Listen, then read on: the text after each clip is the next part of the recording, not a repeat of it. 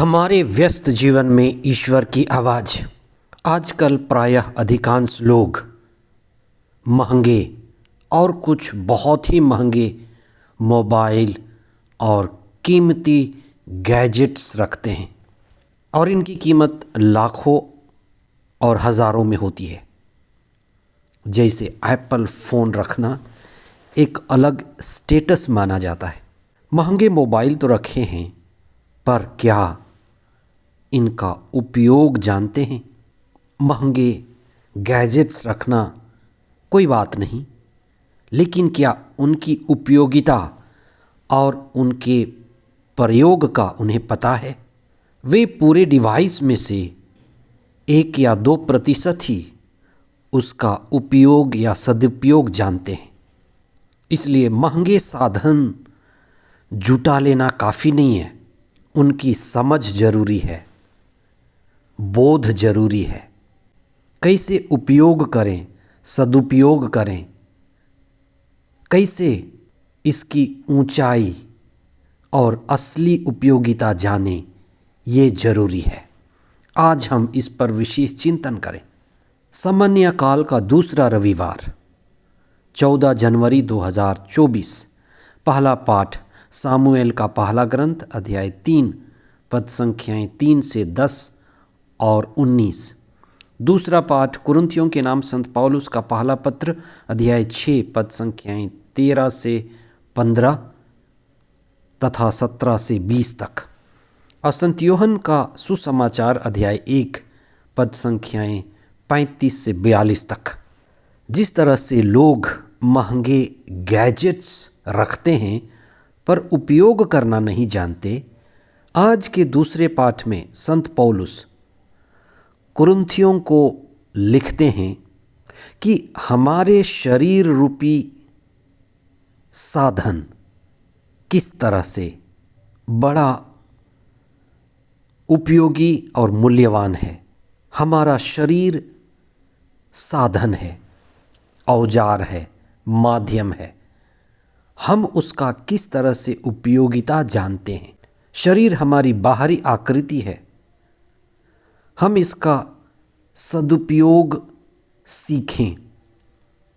बहुतों के पास सुंदर शरीर है, स्वास्थ्य शरीर है, सुंदर काया, स्वास्थ्य शरीर और कई सारे वरदान, लेकिन हम केवल कुछ ही उपयोग जानते हैं। हमें हमारा शरीर मिला है ऊंचे प्रयोजन के लिए। हमें हमारा शरीर मिला है अनंत आनंद का अनुभव करने के लिए।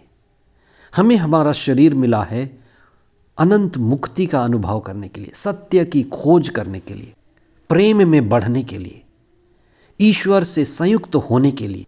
हमारा शरीर मिला हुआ है ऊंचे बलिदान के लिए।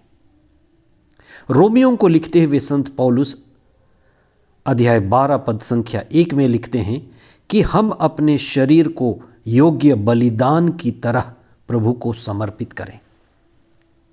किस तरह से हमारे आर्मी जवान, थल सेना हो, जल सेना हो, वायु सेना हो, अपने शरीर को ऊंचे प्रयोजन के लिए प्रयोग करते हैं।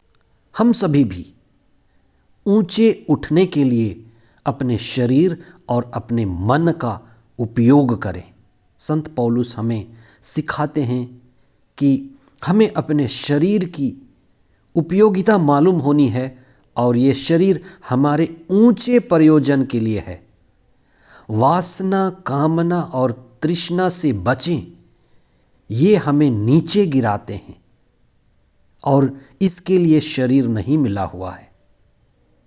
आज के पहले पाठ में ईश्वर नबी सामुएल से बातें करते हैं, नबी सामुएल को बुलाते हैं और युवा सामुएल धीरे धीरे गुरु के माध्यम से, गुरु एली के माध्यम से ईश्वर से बातें करना शुरू करता है।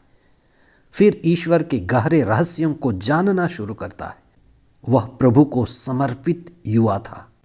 हम हर कोई ईश्वर को समर्पित व्यक्ति हैं। हम ईश्वर की आवाज़ सुनना शुरू करें। ईश्वर से जुड़ना शुरू करें और स्वयं की मुक्ति और दूसरों की मुक्ति के लिए आगे बढ़ना शुरू करें। हमारा जीवन ऊंचे रहस्यों को जानने के लिए है। हमारा जीवन स्वयं की मुक्ति और सारे संसार की मुक्ति में सहयोगी बनने के लिए मिला हुआ है। आज के सुसमाचार में ईसा के शिष्य मुक्ति के मार्ग पर चलना शुरू करते हैं। संत यूहन्ना बपतिस्ता जो एक गुरु थे, अपने शिष्यों को ईसा को दिखाते हैं।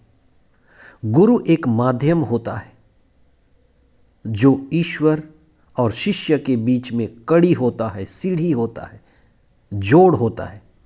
यूहन्ना बपतिस्ता अपने शिष्य अंद्रयास और यूहन्ना को ईसा के पीछे भेजते हैं और इंगित करते हुए कहते हैं, देखो ईश्वर का मेमना जो संसार का पाप हर लेता है।